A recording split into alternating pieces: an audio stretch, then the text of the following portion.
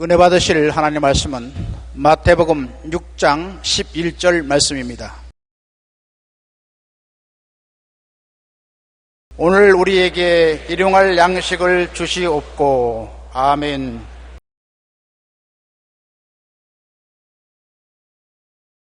오늘 저는 우리에게 일용할 양식을 주옵시고라는 제목으로 말씀을 나누겠습니다. 돈은 만악의 뿌리라고 말하는 사람이 있습니다.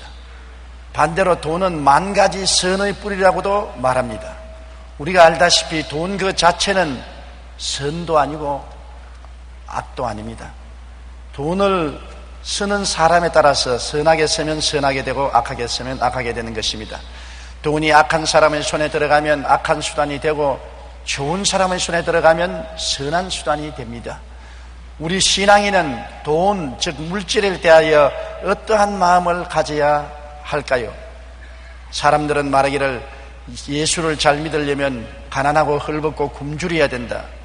예수를 잘 믿으려면 물질적인 일에 대해서 전혀 관심을 가지지 말아야 된다. 이런 말을 하는 사람들이 있습니다. 그러나 사람의 말을 따라서 결정하지 말고 하나님께서 성경에 뭐라고 말씀하셨는가, 그것을 우리가 알고 그대로 따라야 되는 것입니다. 우리는 하나님을 바라보고 하나님의 말씀을 쫓아서 신앙생활을 해야지, 사람들의 의견과 사람들의 생각을 따라서 신앙생활을 해서는 안 되는 것입니다. 구약시대 하나님의 사람과 물질에 관한 관계에 반해서 하나님 뭐라고 말하고 있는지 우리가 보아야 될 것입니다. 먼저 인간의 최초 거주지는 에덴 낙원이었다고 말합니다. 여러분, 낙원이라고 한번 생각해 보십시오. 여러분 마음속에 어떤 생각이 납니까? 낙원이 헐벗고 굶주리고 황폐하고 광야가 된 곳을 보고 야, 이거 낙원이다, 그렇게 생각할까요? 그렇지 않으면 여러분 상상 속에 최고로 기와요초 만발하고 먹기에도 좋고 보기에도 아름다운 실과와 꽃이 많이 피고 열매 맺고 아름다운 시내가 흐르고 새들이 노래하는 기가 막힌 좋은 것을 생각할까요? 어린아이들이라도 좋은 것은 보고 좋다고 말하고 나쁜 것은 보고 나쁘다고 말합니다. 하물며 우리가 낙원을 보고 이거 나쁘다, 좋지 않다, 그렇게 말할 사람은 없을 것입니다. 하나님은 아담과 하와를 위해서 에덴 낙원을 만드셨던 것입니다. 하나님께서 지으신 낙원의 풍요로움과 아름다움을 성경에는 보기에도 아름답고 먹기에도 좋은 나무가 나게 하셨다고 말하시고, 창세기 2장 11절로 12절에 첫째의 이름은 비손이라 금이 있는 하윌라 온 땅을 둘렀으며 그 땅의 금은 순금이요 그곳에는 베들레헴과 호마노도 있으며 라고 말했습니다. 이것은 에덴 동산에서 흐르는 강줄기를 따라서 그곳에는 금도 나고 순금도 나고 진주도 나고 호마노도 나고 온갖 보석이 다 난다고 말한 것입니다. 그러므로 하나님이 아담과 하와에게 주신 에덴은 형용할 수 없는 아름다운 낙원이요 그곳에는 금은 보화가 가득한 곳이었다는 것을 보여주고 있는 것입니다. 그 다음에 우리가 성경에 보면 하나님의 사람 노아를 보십시다. 여러분, 노아가 가난하고 헐벗고 굶주리고 빈손 들었으면 120년 동안 어떻게 방주를 지었겠습니까? 거대한 방주를 지을 만큼 큰 부자였습니다. 하나님은 노아가 480세 때 인간을 땅에서 멸망시키겠다고 알려주시고 120년 동안 방주를 짓게 하신 것입니다.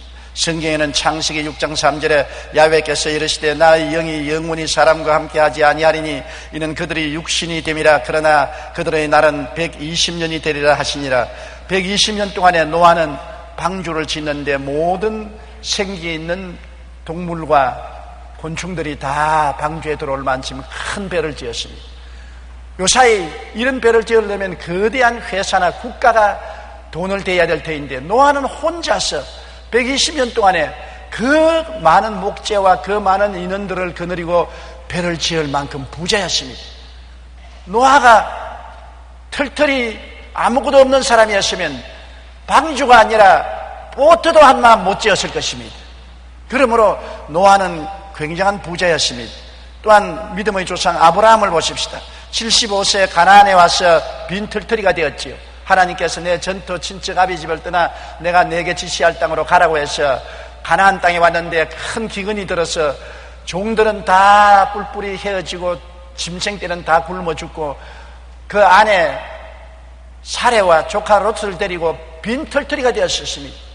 그래서 먹고 살기 위해서 애굽 땅으로 내려가서 설상가상으로 그 아내가 너무나 이쁘기 때문에 바로 왕에게 아내도 빼앗기고 인생의 가장 어두운 경험을 한 것이 아브라함입니다. 그러나 곧장 성경에 보면은 아브라함이 애굽에서 나올 때 금과 은과 짐승떼가 많았다고 그랬습니다. 창세기 13장 1절로 2절에 아브라함이 애굽에서 그와 그의 아내와 모든 소유와 롯과 함께 네겝으로 올라가니 아브라함에게 가축과 은과 금이 풍부하였더라. 그가 가나안 땅에서 빈손 들고 애굽에 내려갔으나 애굽에서 모욕과 고난을 당했으나 하나님이 물질적으로는 그에게 가난하게 만들지 않았습니다. 애굽에서 있을 동안에 하나님은 가축과 은과 금을 풍부하게 허락하여 주셔서 큰 부자가 되어서 가나안 땅으로 돌아올 수 있게 한 것입니다.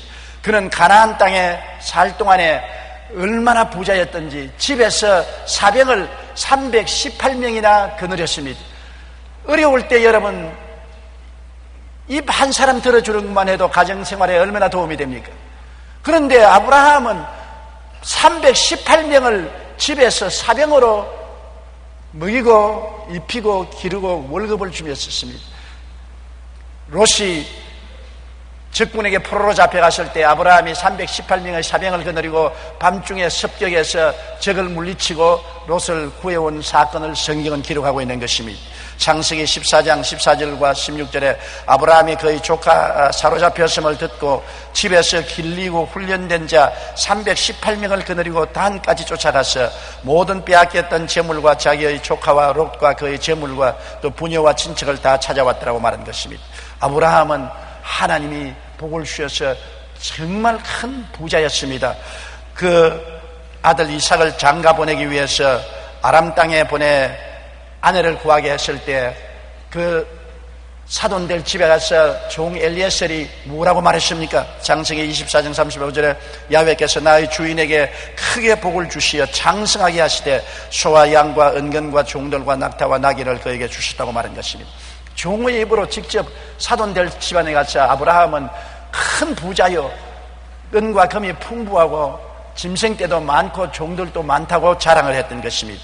이와 같이 하나님의 사람들은 구약 성경에 보면은 그들의 삶 속에 고난은 많았으나 물질적으로 가난하지 않았습니다. 아브라함의 아들 이삭은 창세기 26장 12절로 14절에 보면 이삭이 그 땅에서 농사에 그의 100배나 얻었고 야훼께서 복을 주심으로 그 사람이 장대하고 왕성하여 마침내 거부가 되어 양과 소가 떼를 이루고 종이 심이 많음으로 그렇게 말했습니다. 하나님을 믿으면 가난하게 되어야 된다고요? 하나님을 믿은 대표적인 사람들이 가난 안 했는데 어떻게 합니까?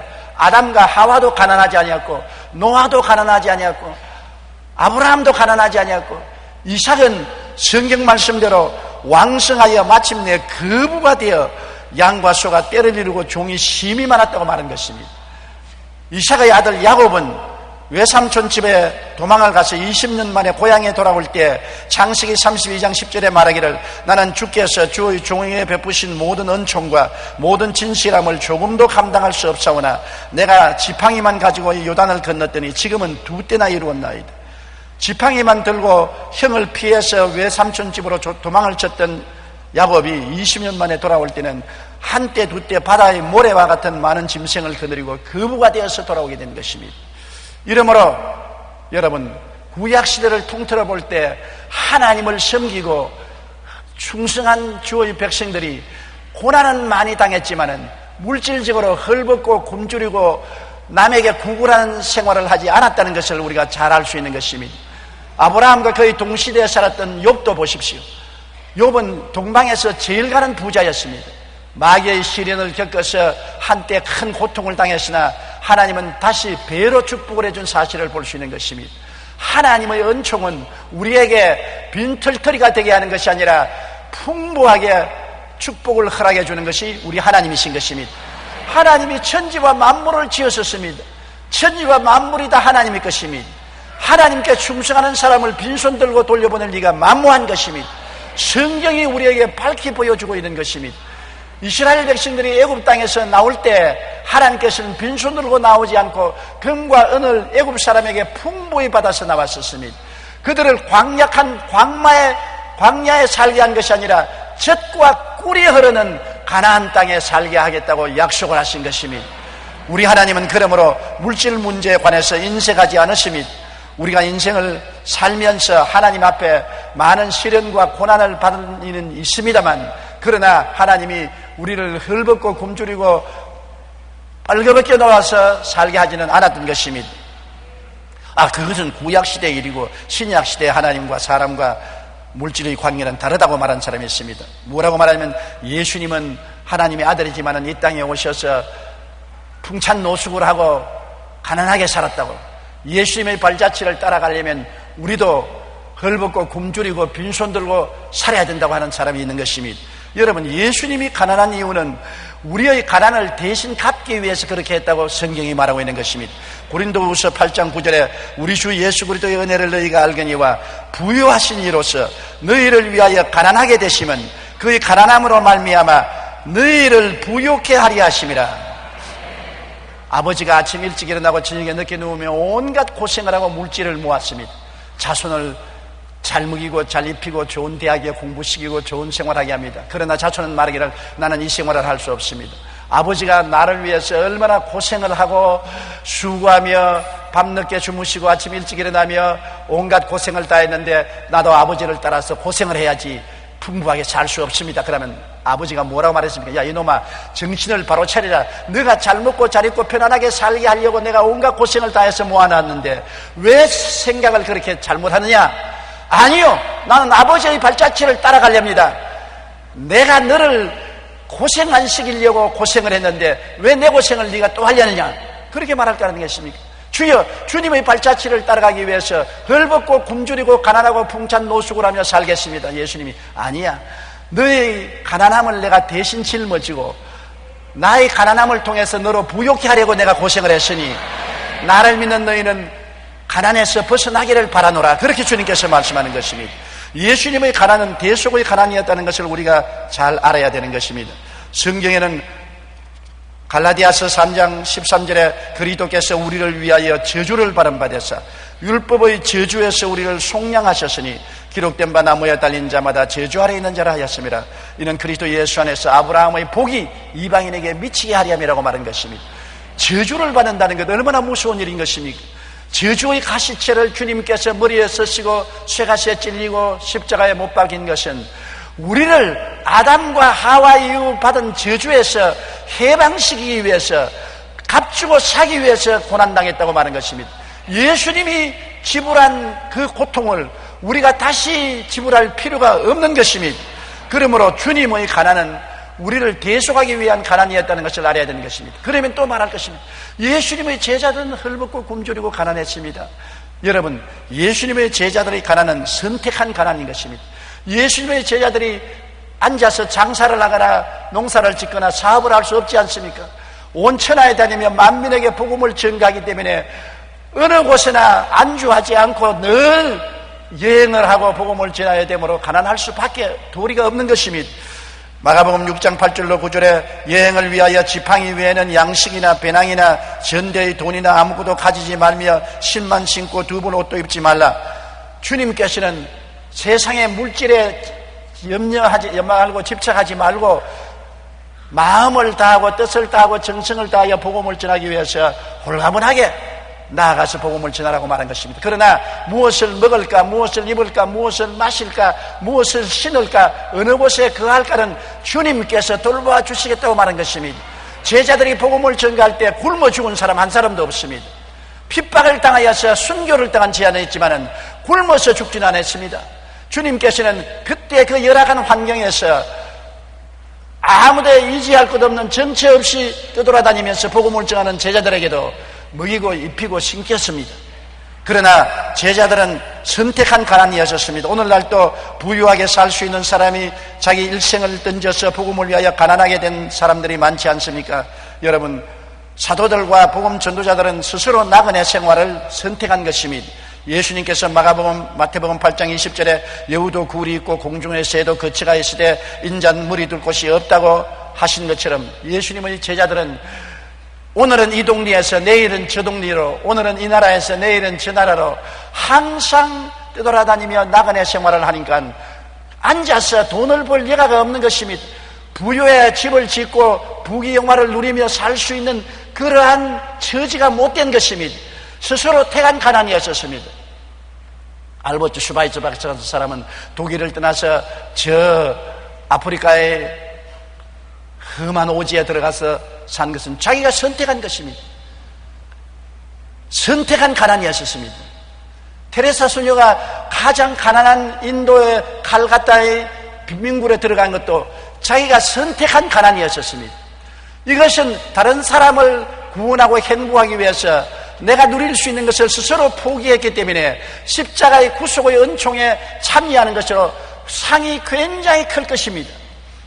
그는 장차 얻을 상을 위해서 이 땅에서 누릴 수 있는 축복과 특권을 포기한 것입니다. 여러분도 스스로 복음을 위해서 모든 것을 다 내어 번져버리고 스스로 가난을 택한 것은 칭찬하고 찬양할 일입니다. 그러나 그렇지도 않은데 헐벗고 굶주리고 가난해서 교회의 짐이 되고 나라의 짐이 되고 일가 친척의 부담이 된다면 이것은 하나님의 뜻이 아니라는 것을 알아야 될 것입니다. 우리 주님께서는 우리에게 분명한 물질관을 갖기를 원하시는 것입니다. 그 물질관은 무엇이냐?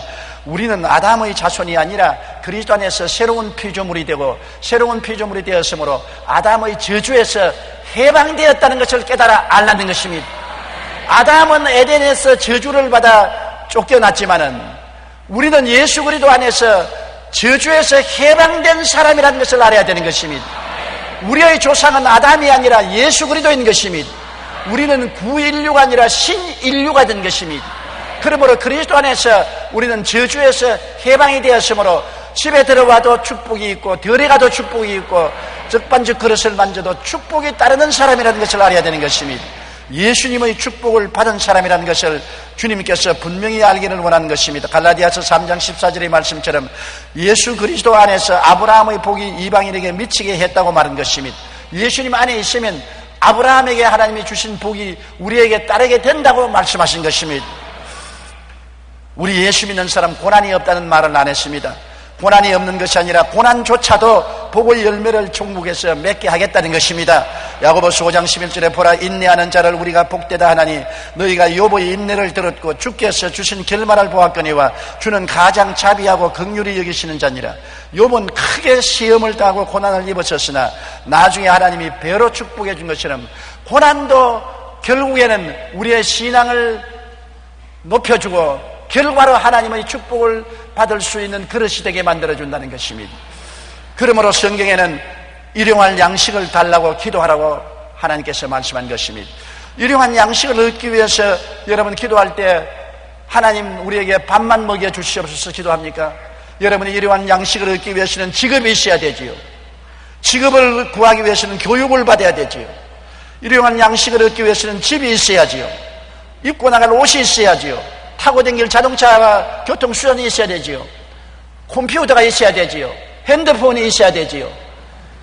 요사이 일용할 양식을 얻으려면 준비할 것이 얼마나 많습니까? 사람들은 생각하기를 일용할 양식이라니까 하루 삼시세 때 밥만 먹여주는 것이 일용할 양식이라고 하는데 밥벌이 하자면 모든 준비가 필요한 것입니다. 벌써 어린아이 때부터 밥벌이 하자면 유치원에 나가고 초등학교, 중등학교, 고등학교, 대학교 직업훈련을 받아야 되는 것입니다. 이러므로 일용할 양식이라는 것은 우리가 살아가는데 필요한 모든 것을 말하는 것입니다. 여러분 오늘 교회 오는데 교통수단을 이용해서 오셨지 않습니까? 그것도 일용할 양식입니다. 여러분 옷을 입고 계시지 않습니까? 옷 안 입고 직장에 가할 수가 없지요. 일용할 양식입니다.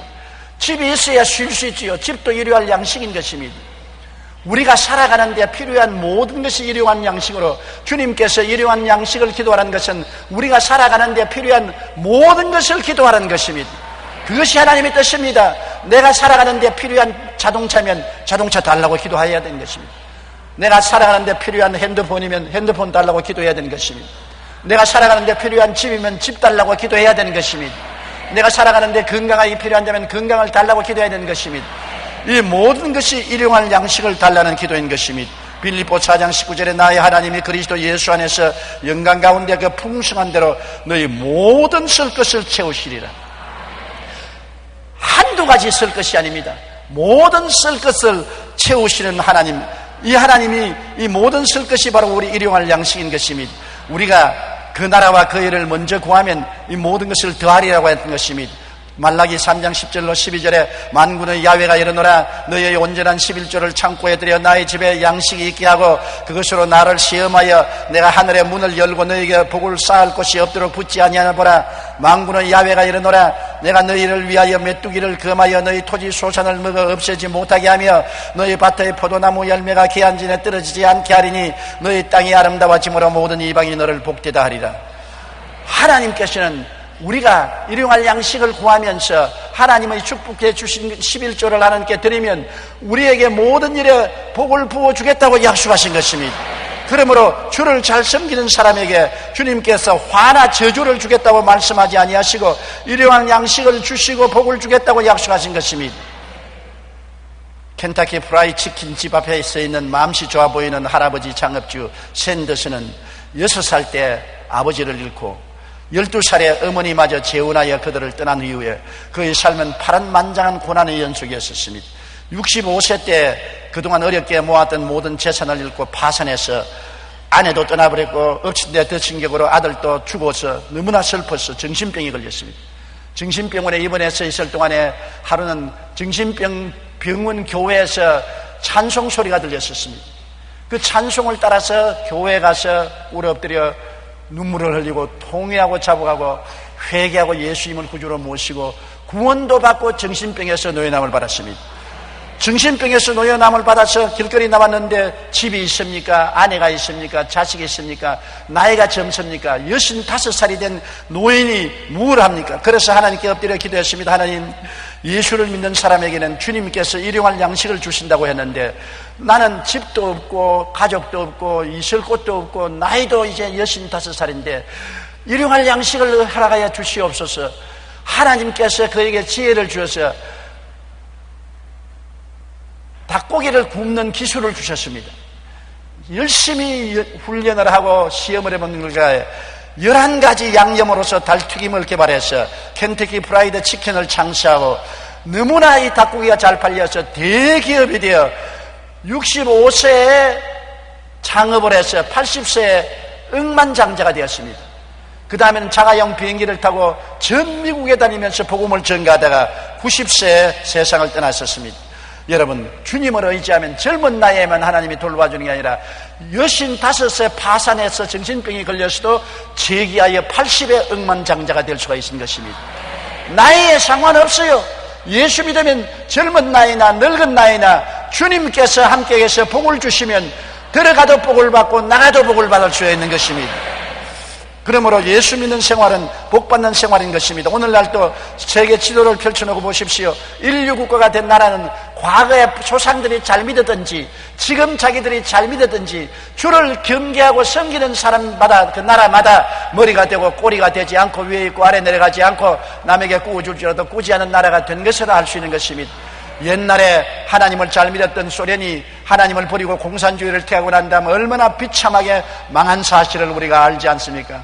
우리가 교회 문을 닫으면 하나님은 하늘 문을 닫아버리는 것입니다. 우리가 교회 문을 열어놓으면 하나님은 하늘 문을 열어놓는 것입니다. 우리 한국에 5만 교회가 있다는 것은 5만 교회 문을 열어놓고 하나님이 5만 교회의 하늘 문을 열어 제껴놓았다는 것입니다.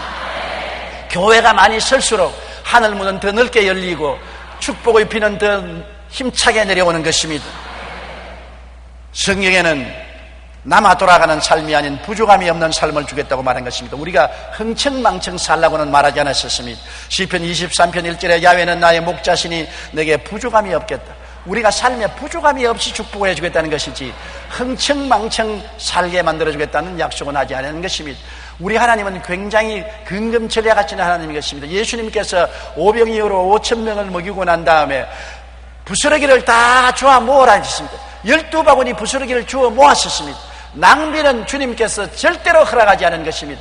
오늘 우리 사회의 가장 큰 문제는 너무나 낭비를 한다는 것입니다. 우리 한국의 음식 쓰레기가 엄청나게 많습니다.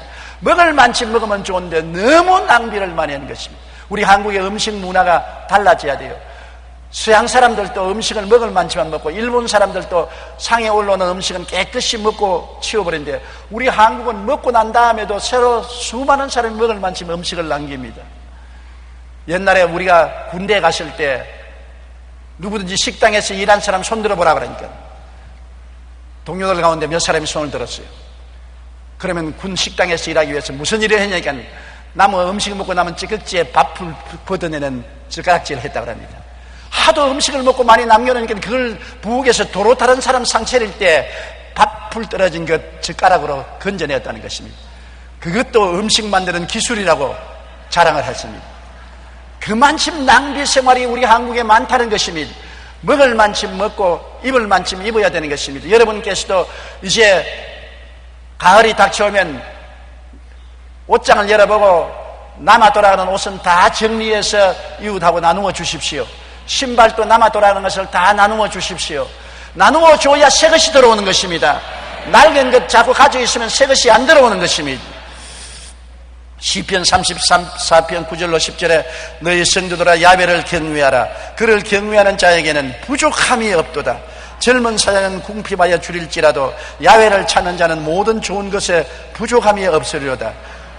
하나님께서 낭비하라고 말씀하지는 아니하시나 부족함이 없게 해주겠다고 말씀한 것입니다. 그러므로 우리가 일용할 양식을 달라고 기도할 때 하나님께서 기뻐하시는 기도를 어떻게 해야 되겠습니까? 여러분, 우리는 항상 하나님께 일용할 양식을 달라고 기도하고 하나님께 응답을 받지만은 그러나 돈이나 물질을 사랑치 말아야 되는 것입니다. 디모데전서 6장 10절에 돈을 사랑함이 일만하의 뿌리가 되나라고 말했었으며 히브리서 13장 5절에 돈을 사랑하지 말고 있는 바를 족한 줄로 알라고 말했었으며 마태복음 6장 24절에 한 사람이 두 주인을 섬기지 못할 것이니 혹 이를 미워하고 저를 사랑하거나 혹 이를 중히 여기고 저를 경히 여김이라 너희가 하나님과 재물을 겸하여 섬기지 못하느니라. 하나님은 질투하는 하나님인 것입니다. 하나님을 겸하게 섬기지 못하고 하나님보다도 물질을 더 사랑하면 하나님은 심히 질투하시는 하나님이신 것입니다. 우리는 마음을 다하고 뜻을 다하고 정성을 다하고 목숨을 다하여 하나님 제일주의로 사랑하고 살아야지 돈이나 물질을 사랑하면 안 되는 것입니다. 돈이나 물질은 우리가 사용하는 물질에 불과하지 그 우리 마음을 사로잡아서 우리가 그를 사랑하면 하나님이 진노하시는 것입니다. 하나님이 위지하시고 그 물질을 빼앗는 것입니다. 그러므로 여러분 마음속에 우리 주 예수 그리스도와 하나님 아버지를 사랑함이 완전히 심령을 점령하고 돈이 우리 마음을 점령하지 못하게 해야 되는 것입니다. 린드버그는 1932년 당시 프로펠러 하나 달린 단발 비행기를 몰고 테스양을 처음 횡단한 영웅입니다. 수많은 사람이 그 일에 도전했다가 생명을 잃었습니다. 이후 그는 파리를 가게 되었는데 그가 온다는 소문에 수십만 명의 인파가 몰렸습니다. 어느 큰 담배 회사 사장이 이 기회를 이용해서 자기 회사의 담배 광고를 하고 싶었습니다. 린드버그에 다가가 담배 한 개를 주면서 말했습니다. 선생님, 이것을 손에 끼어도 좋고 입에 물어도 좋습니다. 포스 한 번만 취해 주십시오. 그러면 사진 한 장당 5만 달러, 약 5천만 원을 드리겠습니다. 지금부터 70년 전에 5만 달러면 어마어마한 액수입니다. 그러나 엄격한 믿음을 가지고 있던 린드버그는 사람들 앞에서 그 사람 정면에 서라고 이렇게 말했습니다. 선생님, 저는 세례받은 교인입니다. 담배 피울 수 없습니다. 이 말은 다음날 바로 파리 신문에 대서특필로 나왔습니다. 그의 말을 듣고 그 당시 경건한 그리스도인들이 얼마나 감동을 받았던지 즉시 선금 10만 달러를 모아서 린드버그에게 전했었습니다. 우리 그리스도인들은 린드버그의 이러한 자세를 배워야 합니다. 하나님이 기뻐하시는 삶은 돈이나 물질을 사랑해서는 안 된다는 것입니다. 요사이 엉터리 신자 같으면 담배 한 개 피 드는데 5만 달러 준다면 10개 피 들 사람 굉장히 많을 것입니다. 얼마든지 들죠. 내가 안 피우고 포수만 취하는 것인데 나쁠 게 뭡니까? 포수 취해드리지요. 린드버그에 배워야 되는 것입니다. 아니요, 나는 세례받은 그리스도 신자입니다. 나는 담배를 피지 않으므로 포수 잡을 수가 없습니다. 5만 달러의 돈에 넘어가지 않았을 것입니다. 돈을 사랑해서 시도 때도 없이 하나님의 이름을 망령되이 부르고 하나님에게 등을 돌리는 일이 비일비재한 오늘날 우리들에게는 린드버그의 생애는 귀감이 되고도 남음이 있는 것입니다. 우리가 물질의 유혹 앞에서 당당하게 설 수 있어야 되는 것입니다. 그리고 하나님과 이웃을 섬기기 위해서 물질을 써야 되는 것입니다. 물질의 소유주가 아닌 청지기로서 하나님의 뜻을 쫓아 나누어 주기를 위해 물질을 가져야만 되는 것입니다. 물질을 내가 소유한 것이 아닙니다. 물질을 주신 이도 하나님이시요 그를 통해서 사용하신 이도 하나님인 것입니다. 하나님께서 우리에게 부족함이 없이 주셨으면 그 물질을 하나님의 청지기로서 우리가 사용하고 하나님이 원하신 대로 써야 되는 것입니다. 11조 드리고 선교헌금 드리라면 드리고 이웃에 나눠주라면 주고 하나님이 명령하신 데 따라서 우리가 물질을 사용해야 되는 것입니다. 물질은 우리 것이 아닙니다. 하나님 것입니다. 하나님이 주신 것 우리가 잠시 맡아서 청지기로서 하나님 시키는 대로 나누어 주기 위한 물질인 것입니다. 사도행전 20장 35절에 주는 것이 받는 것보다 복이 있다고 말했습니다. 누가복음 6장 38절에 주라 그리하면 너희에게 줄 것이니 곧 후회되어 누르고 흔들어 넘치도록 하여 너희에게 안겨주리라. 너희가 헤아리는 그 헤아림으로 너희도 헤아림을 도로 받을 것임이라. 그러므로 주는 자가 복이 있고 주면 돌아옵니다. 그것이 하나님이 세우는 법칙인 것입니다. 우리가 산을 향하여 고함을 치면 저쪽 산에서 산울림이 울려오듯이 물질을 주면은 하나님이 그를 통해서 돌려주시는 것입니다. 돌려줄 것이요 후회되어 눌러서 흔들어서 넘치게 해서 안겨주라고 말하는 것입니다. 얼마나 많은 축복이 다가오는 것입니까? 오늘 세계적으로 물질적으로 복을 많이 받은 미국이 가장 원조를 많이 하고 있는 것입니다. 원조를 많이 한 것만큼 미국이 복을 받는 것입니다. 우리 한국도 온 세계에 더 많은 원조를 해야 되는 것입니다. 우리가 여력이 있는 대로 원조를 많이 하면 많은 축복으로 하나님이 우리에게 갚아주는 것입니다. 사람들은 북한에 수해를 당했는데 원조를 보낸다고 굉장히 비난을 한 사람도 있습니다. 몰라서 그렇습니다. 여러분, 우리가 정치적으로나 사상적으로는 북한하고 같지 않지만은 북한에 있는 사람은 우리와 같은 동포들인 것입니다. 그들이 헐벗고 굶주릴 때 우리가 등을 돌려서는 안 되는 것입니다. 우리가 먹던 빵이라도 나누어 먹어야 되고 입던 옷이라도 나누어 입어야 되는 것입니다. 이것이 사랑의 실천인 것입니다. 말과 입으로만 사랑하지 말고 행동으로 사랑할 때 그곳에 그리스도의 복음이 묻혀 들어가는 것입니다. 사랑만큼 우리 사람의 마음을 녹이고 마음 문을 열어놓는 힘은 없습니다. 말만 가지고 사랑하면 누가 우리 마음 문을 열어놓겠습니까? 고난당하고 어려울 때 도움을 베풀면 어떠한 완악한 마음도 부드러워지고 녹아지고 깨어지게 되는 것입니다. 사랑을 베풀기 위해서 물질을 사용해야 되는 것입니다. 이러므로 우리는 물질을 가지고서 내 스스로 혼자 살겠다고 해서는 안 되는 것입니다. 우리는 우리의 삶에 굉장히 근검절약하지만은 이웃을 위해서 사용할 때는 듬뿍 사용할 수 있어야만 되는 것입니다. 미국의 존 머레이는 검소한 생활로 부자가 된 사람입니다. 아끼고 전략해서 부자가 된 사람입니다. 어떤 할머니 한 사람이 구제금을 요구하러 갔었습니다.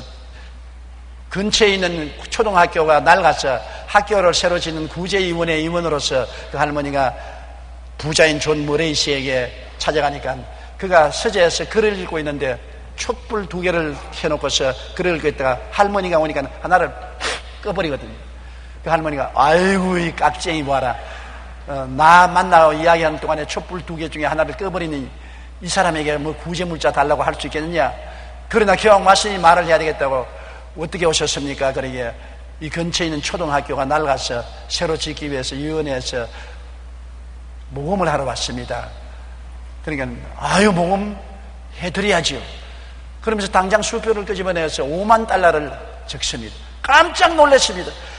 아니 어떻게 5만 달러나 주십니까? 내가 들으니까 촛불 2개 켰다가 하나를 불어버리는 양반이 어떻게 5만 달러나 줍니까? 그러니까 웃으면서 책을 읽을 때는 눈이 잘 안 보이니까 촛불 2개가 필요하지만은 대화할 때는 촛불 하나만 있어도 대화할 수 있지 않습니까? 2개 켤 필요가 없지 않습니까?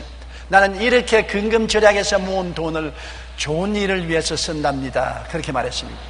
자기의 생활에 근검절약한 사람이 남의 일에도 많이 헌금할 수 있고 도와줄 수가 있는 것입니다.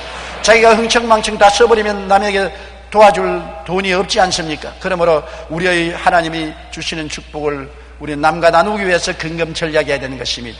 항상 우리의 삶에 심고 거두는 법칙을 잊어서는 안 되는 것입니다. 갈라디아서 6장 7절에 스스로 속이지 말라. 하나님은 업신여김을 받지 아니하시나니 사람이 무엇으로 심든지 그대로 거두리라. 심어야 거두는 것입니다.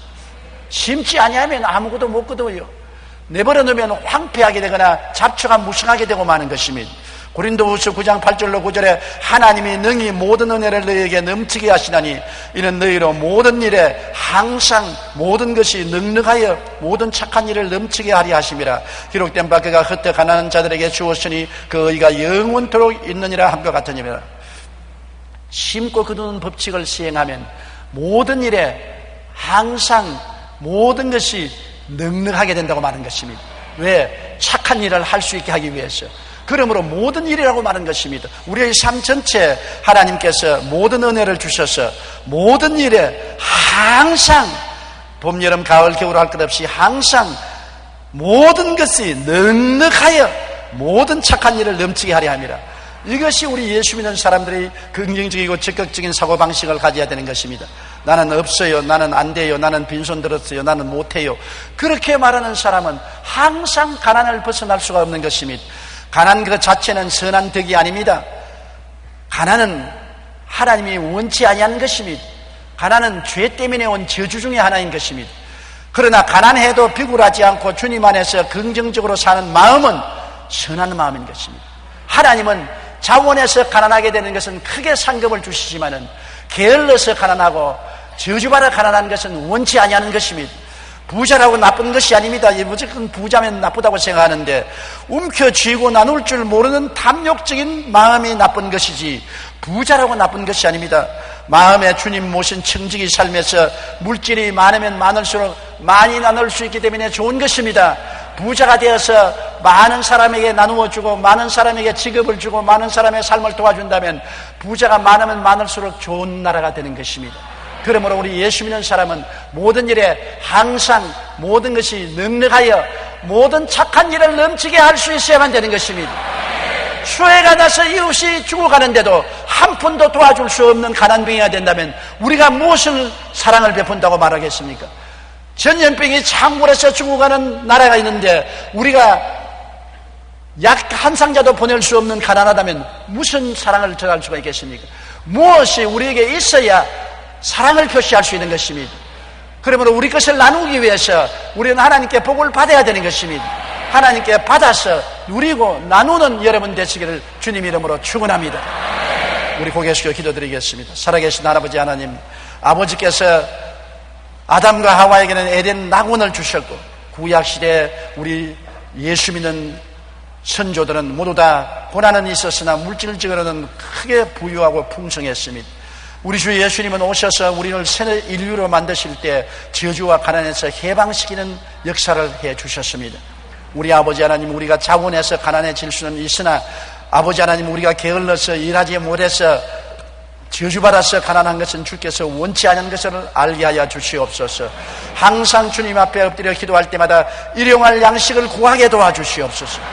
일용할 양식을 구하는 것은 우리 모든 삶에 필요한 것을 구하는 것이오니 집도 자동차도 전화기도 옷도 신발도 직업도 교육도 다 일용할 양식에 속한 것이므로 매일같이 일용할 양식을 구하여 모든 일에 항상 모든 것이 넉넉하여 그 결과 모든 착한 일을 넘치게 하는 우리 성도들이 되게 도와주옵소서.